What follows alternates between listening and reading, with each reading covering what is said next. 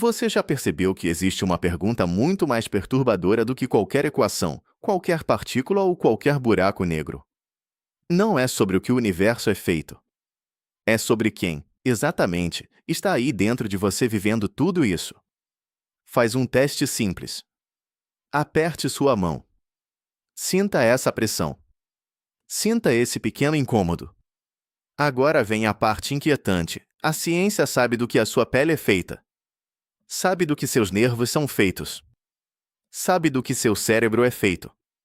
Átomos, moléculas, correntes elétricas, reações químicas, neurônios disparando sem parar.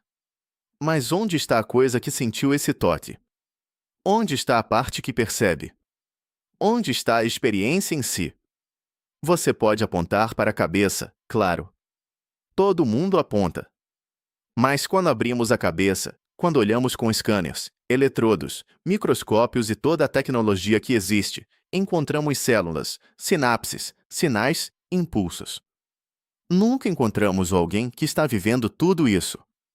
E é aí que o chão começa a ceder. Porque talvez a maior falha da ciência moderna não esteja nas estrelas distantes nem nos segredos da matéria escura. Talvez esteja no fato de que, depois de tudo o que descobrimos, ainda não sabemos por que existe alguém aí dentro de você tendo uma experiência. E isso fica ainda mais estranho quando você para observar o mundo ao seu redor. Você olha para uma parede e vê cor. Olha para um objeto e percebe forma. Escuta um som ao fundo e reconhece imediatamente o que é. Sente a temperatura do ar, o peso do seu corpo, o contato da roupa na pele. Tudo isso parece tão natural que quase nunca questionamos. Só que, por trás dessa aparente simplicidade, existe uma cadeia absurda de eventos físicos. A luz bate nos objetos, reflete, entra nos seus olhos, atinge a retina, gera sinais elétricos. Esses sinais percorrem nervos, chegam ao cérebro, acionam redes de neurônios em regiões diferentes, e então acontece algo quase impossível de explicar. Você vê o vermelho. Você sente o calor. Você escuta a música. Só que nem a luz é vermelha, nem o som carrega a sensação de ser som, nem o neurônio tem dentro dele o gosto do chocolate ou a dor de uma queimadura. Então de onde vem isso? De onde surge essa camada invisível da realidade, essa vida por dentro das coisas, esse aspecto íntimo e intransferível de existir? E o mais assustador é que essa não é uma pergunta poética. É uma pergunta científica que continua sem resposta. E isso nos leva direto ao centro do problema. Muita gente ouve essa questão e responde rápido: a consciência vem do cérebro. Mas isso não resolve nada. Isso só troca o mistério de lugar. É como se alguém perguntasse como um carro se move e você dissesse: por causa do motor. Tudo bem, mas como o motor faz isso? Aí sim começamos a entender. Combustível explode, pressão empurra os pistões giram o eixo move as rodas. Existe uma sequência. Existe um mecanismo. Cada elo faz sentido. Agora tenta repetir esse mesmo processo com a consciência. A luz entra no olho, o sinal vai para o cérebro, neurônios disparam, e então, você sente. Percebe o problema? Está faltando justamente o passo principal. O salto mais importante de todos simplesmente não está explicado. Em que momento a atividade elétrica vira experiência? Em que ponto um conjunto de células deixa de ser só matéria organizada e passa a ser um eu? Ninguém sabe. E o pior é que nem sabemos direito que tipo de explicação seria suficiente. Porque não basta dizer que o cérebro processa informação. Uma calculadora também processa informação. Um servidor também. Um sistema de navegação também. Processar não é o mesmo que sentir. E essa diferença muda tudo. É por isso que esse mistério ficou conhecido como o problema mais difícil de todos. Não porque seja complicado no sentido técnico, mas porque ele parece escapar do tipo de explicação que normalmente funciona na ciência. As chamadas questões fáceis da consciência não são fáceis de verdade, mas pelo menos parecem resolvíveis. Como o cérebro reconhece rostos? Como ele integra visão e audição? Como produz fala? Como toma decisões. Tudo isso é complexo, mas imaginável. Dá para pensar em experimentos, medir dados, construir modelos.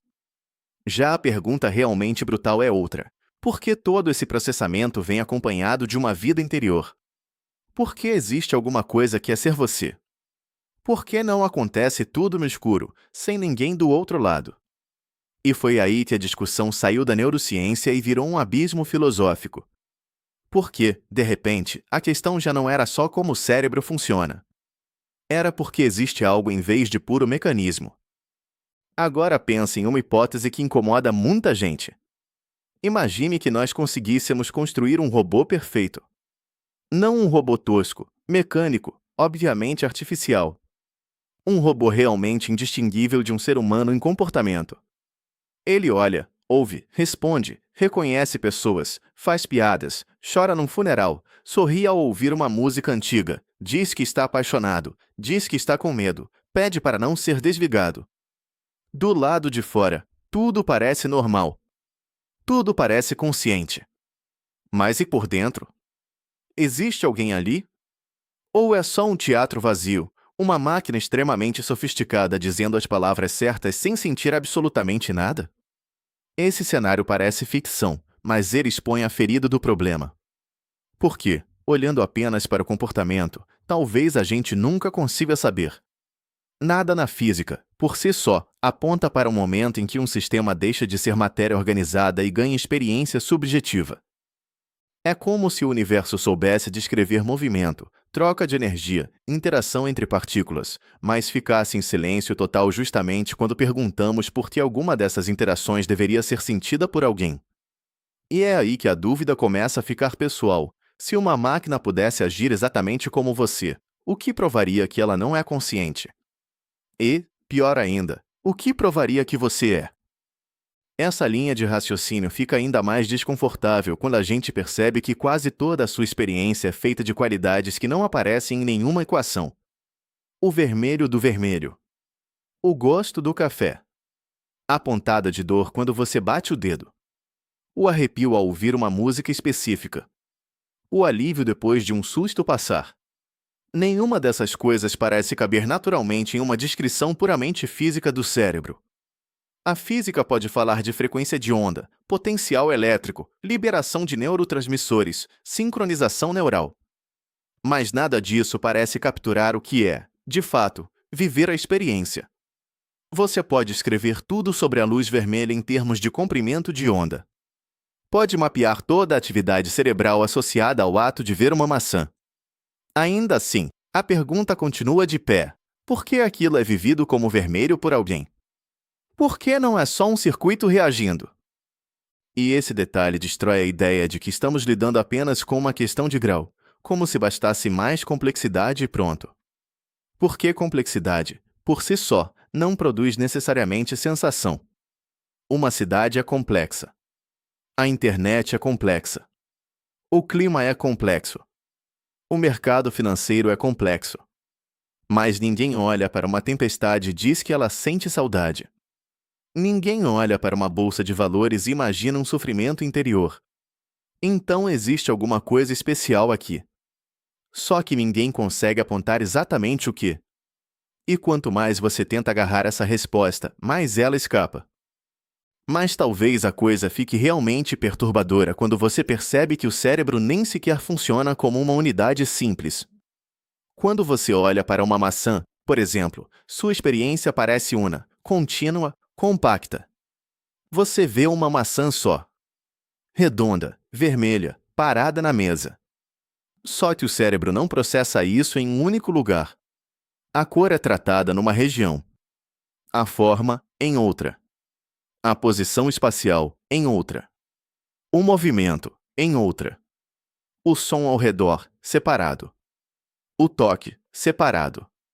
Mesmo assim, na sua experiência consciente, tudo chega junto, misturado, colado em um único instante coerente. Como? Como pedaços espalhados viram uma única cena? Esse é um dos enigmas mais desconcertantes da mente, o problema da ligação, o famoso binding problem. Alguns pesquisadores apostaram que a resposta estava no sincronismo. Talvez grupos de neuroníons que disparam juntos, no mesmo ritmo, sejam amarrados pelo cérebro como pertencentes ao mesmo objeto ou à mesma experiência. Parece elegante. E, em parte, até faz sentido. Mas aí vem o golpe. Mesmo que isso explique como informações se coordenam, ainda não explica por que essa coordenação deveria ser sentida por alguém. Sincronizar atividade não é o mesmo que fabricar experiência. É só mover a pergunta um passo para trás. Tudo bem, os neuroníons disparam juntos. Mas por que esse disparo conjunto é acompanhado por um sujeito interno vendo uma maçã inteira? Em outras palavras, juntar sinais não explica quem está ali para receber o pacote. E tem um detalhe que torna isso ainda pior. Existem neuroníons disparando no meu cérebro agora. Existem neuroníons disparando no seu cérebro agora. Alguns podem até estar em ritmos parecidos. Mesmo assim, eu não entro na sua experiência e você não entra na minha. O que separa a sua consciência da minha? O que define a fronteira entre um eu e outro? As células, por si mesmas, não parecem carregar um selo dizendo isso pertence a esta pessoa. Elas simplesmente obedecem à química. Então por que os seus neuroníons produzem a sua experiência e não a minha? Parece uma pergunta simples, mas ela bate de frente com algo fundamental. Não sabemos onde uma mente começa nem onde termina. E é justamente por isso que certos experimentos neurológicos deixam tudo ainda mais surreal. Um dos exemplos mais famosos envolve pacientes que passaram por uma cirurgia extrema para tratar epilepsia severa. Nesses casos, médicos cortavam a principal ponte de fibras nervosas que liga os dois hemisférios cerebrais. O objetivo era impedir que as crises se espalhassem. O espantoso é que, depois da cirurgia, os pacientes pareciam quase normais no dia a dia. Conversavam, andavam, trabalhavam, reconheciam pessoas. Só que, em testes específicos, surgiam sinais de algo bizarro. Se uma informação visual fosse enviada a um hemisfério que não controlava a fala, a pessoa dizia não ter visto nada. Mas, ao mesmo tempo, a mão controlada por esse hemisfério podia desenhar corretamente o objeto. Como se uma parte do cérebro soubesse e a outra não. Como se houvesse dois fluxos separados dividindo o mesmo corpo. Então vem a pergunta que ninguém gosta de encarar. Depois dessa separação, existe uma consciência só ou duas? Um único eu com canais quebrados? Ou dois centros de experiência coexistindo no mesmo organismo? Os pacientes costumam dizer que continuam sendo uma pessoa só. Mas quem responde isso, geralmente, é o hemisfério esquerdo, que domina a linguagem. E se o lado silencioso pudesse falar? Talvez uma das coisas mais assustadoras sobre a consciência seja justamente o fato de que ela pode se dividir, ou pelo menos parecer dividir, sem que saibamos onde traçar a linha. E o coelho ainda está só entrando na toca. Porque há outros estados em que a consciência claramente muda, desaparece ou fica fragmentada. Pensa na anestesia. Você está acordado. Alguém aplica uma substância. Seu cérebro continua existindo, suas células continuam lá, a estrutura geral permanece. Só que, de algum modo, a experiência apaga. Depois, você desperta. E entre um momento e outro existe um buraco. Não foi escuridão. Não foi um sonho necessariamente. Não foi uma pausa consciente. Foi nada. Um corte limpo na própria existência subjetiva. Onde a consciência foi parar? E o que exatamente foi desligado? Isso mostra uma coisa importante: a consciência não depende só dos componentes do cérebro, mas do tipo certo de atividade. Um cérebro morto e um cérebro vivo têm, em boa parte, os mesmos átomos. A diferença está na dinâmica, no fluxo, na organização temporal dos sinais.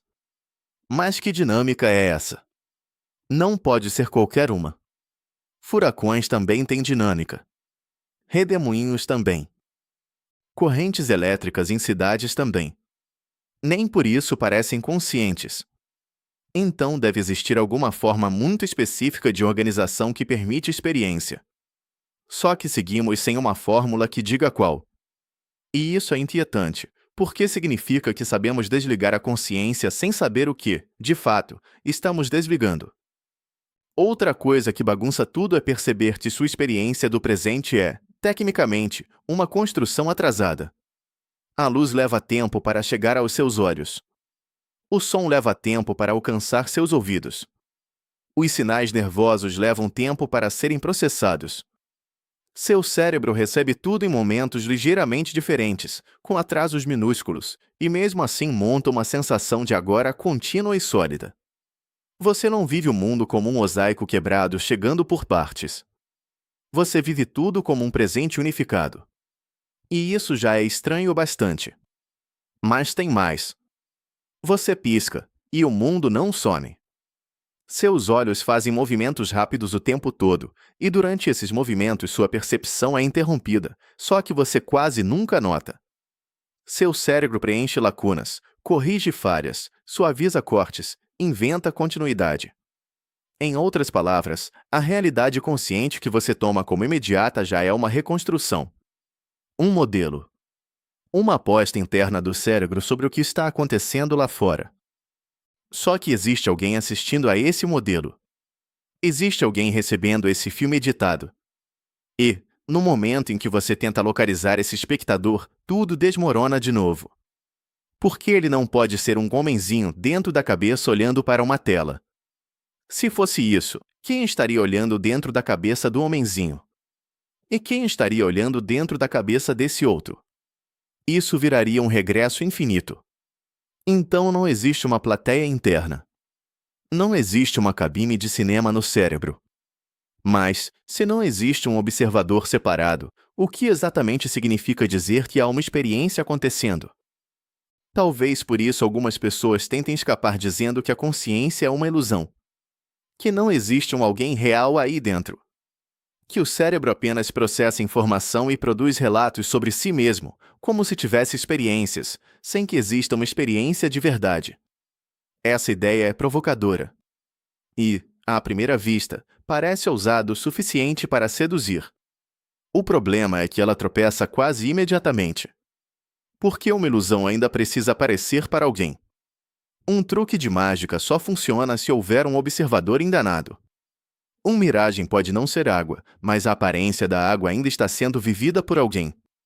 Então, se você diz que a consciência é uma ilusão, a pergunta volta com mais força: ilusão para quem?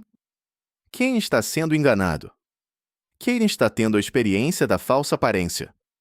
Tentar eliminar a consciência chamando-a de ilusão não parece resolver o problema. Só parece renomear o problema de um jeito mais sofisticado. E quanto mais tentamos negar a experiência, mais ela se impõe como a única coisa da qual realmente não conseguimos duvidar.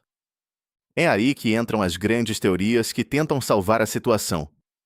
Algumas apostam que a consciência não está nos neuroníons individualmente, mas no campo eletromagnético que a atividade neural produz. A ideia é sedutora. Sempre que neuroníons disparam, eles geram pequenas alterações elétricas e magnéticas. Essas alterações se combinam, interferem, se espalham pelo cérebro. Talvez seja nesse campo mais amplo, unificado, que a experiência apareça. Isso teria uma vantagem. Enquanto os neuroníons estão espalhados em regiões separadas, o campo seria uma entidade contínua, integrada, capaz de juntar as partes dispersas da percepção em uma única presença. Parece uma boa resposta para o problema da unidade da consciência. Só que, de novo, esbarramos na parede principal. Mesmo que o campo una as informações, por que um campo deveria sentir alguma coisa? Ímãs têm campo. Rádios têm campo. Cabos elétricos têm campo. E ninguém acha que uma torradeira está tendo uma crise existencial. Então talvez o campo explique a integração, mas não a sensação em si.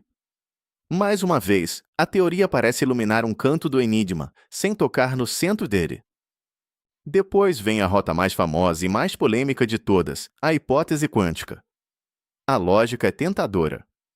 Se a consciência parece estranha, talvez precise de uma física estranha. E nada soa mais estranho do que a mecânica quântica. Partículas em superposição, eventos probabilísticos, emaranhamento, medições que mudam resultados. Parece o tipo de terreno perfeito para encaixar um mistério. Foi assim que surgiram ideias de que processos quânticos em estruturas microscópicas dentro dos neuroníons poderiam ter um papel decisivo na consciência. O problema é que a maioria dos físicos levanta uma objeção imediata: o cérebro é um lugar quente, úmido e barulhento demais para sustentar os delicados efeitos quânticos que esses modelos exigem. E mesmo que, por algum milagre, isso acontecesse, a dificuldade central continuaria quase intacta. Por que dizer que a consciência quântica não explica por que ela existe? Só troca uma palavra misteriosa por outra. Em vez de atividade neural misteriosa, passamos a ter atividade quântica misteriosa. O mistério muda de roupa, mas continua no mesmo lugar. E talvez o maior sinal disso seja que toda teoria sobre consciência parece sempre prometer mais do que realmente entrega. Nos últimos anos, o debate ficou ainda mais intenso porque algumas das teorias mais influentes finalmente começaram a ser colocadas frente a frente, em testes mais diretos. De um lado, modelos que dizem que a consciência surge quando certas informações ficam globalmente disponíveis para o cérebro inteiro. Do outro, teorias que afirmam que a chave está no grau de integração interna do sistema, como se a consciência dependesse de quão fortemente as partes formam um todo indivisível. O interessante é que, mesmo com experimentos cada vez mais sofisticados, ninguém conseguiu encerrar a disputa. Cada lado encontra evidências a seu favor, cada lado acusa o outro de simplificar demais, e o campo continua rachado. Isso é ótimo para a retenção de um vídeo, mas péssimo para a tranquilidade de quem queria uma resposta. Porque mostra que o problema não está perto de ser fechado. Pelo contrário.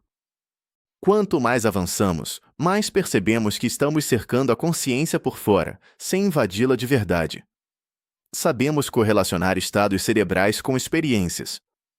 Sabemos quais regiões se acendem, quais circuitos parecem importar, quais padrões desaparecem sob anestesia e reaparecem no despertar. Mas correlação não é explicação. Encontrar um mapa de onde algo acontece não é o mesmo que entender por que aquilo existe. E talvez esse seja o detalhe mais frustrante de todos: temos cada vez mais mapas e ainda nenhum mecanismo convincente. Agora segura essa, porque a coisa fica realmente pessoal quando entramos nos experimentos mentais sobre identidade. Imagine um teletransportador. Você entra numa cabine. A máquina registra a posição e o estado de todas as partículas do seu corpo, de todas as conexões do seu cérebro, de toda a sua organização física. Em seguida, essa informação é enviada para Marte, onde uma cópia perfeita de você é montada átomo por átomo. Ela desperta com suas memórias, sua personalidade, seus medos, seus hábitos, sua voz, suas lembranças de infância. Do ponto de vista dela, nada foi interrompido.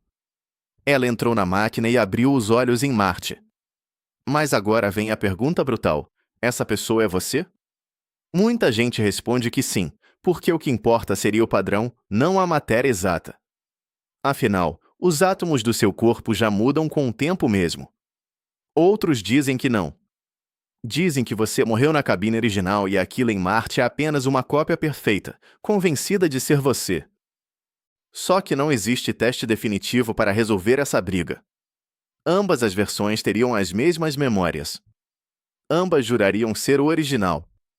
E esse impasse revela algo aterrorizante: talvez o eu que você sente como sólido e contínuo seja muito mais frágil do que parece. Talvez identidade seja menos uma entidade fixa e mais uma narrativa costurada pela memória. E, se isso for verdade, a consciência deixa de ser apenas um mistério sobre o cérebro e vira um ataque direto contra a ideia de quem você pensa que é. Essa discussão explode ainda mais quando pensamos em inteligência artificial. Porque, se um sistema artificial atingir um nível absurdo de sofisticação, processar linguagem, reconhecer contextos, aprender sozinho, relatar emoções e até parecer introspectivo, em que ponto começamos a considerar seriamente a possibilidade de que exista algo ali dentro? Será que consciência depende do material biológico do cérebro? Ou depende só da organização certa da informação? Alguns defendem que o substrato não importa. Que, se o padrão funcional for equivalente, a experiência também surgirá. Outros insistem que uma simulação não é a coisa em si. Uma simulação perfeita de fogo não queima. Uma simulação perfeita de água não mata a sede. Então talvez uma simulação perfeita de mente não sinta nada. E a parte mais perturbadora é que talvez nunca exista um teste definitivo para distinguir uma máquina realmente consciente de uma máquina perfeita em fingir consciência. Isso toca em outro problema clássico, o problema das outras mentes. No fundo, você nunca acessa diretamente a experiência de outra pessoa. Você infere. Supõe. Acredita que o outro sente porque ele se parece com você, reage como você, fala como você. Com máquinas sofisticadas, essa inferência pode ficar ainda mais confusa.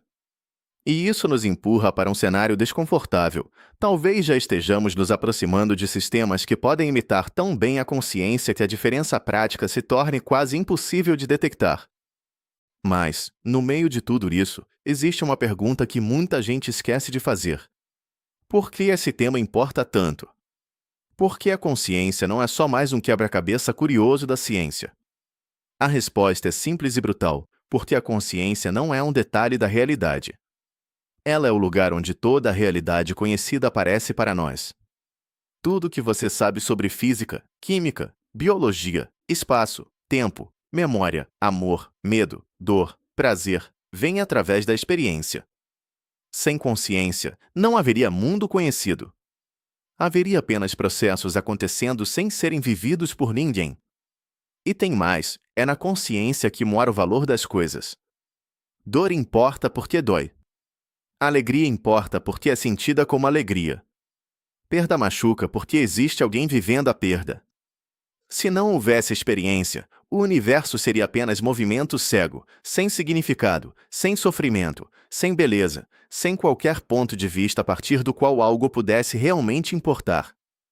Então entender a consciência não é só um capricho filosófico. É encostar no centro daquilo que faz qualquer coisa ter peso.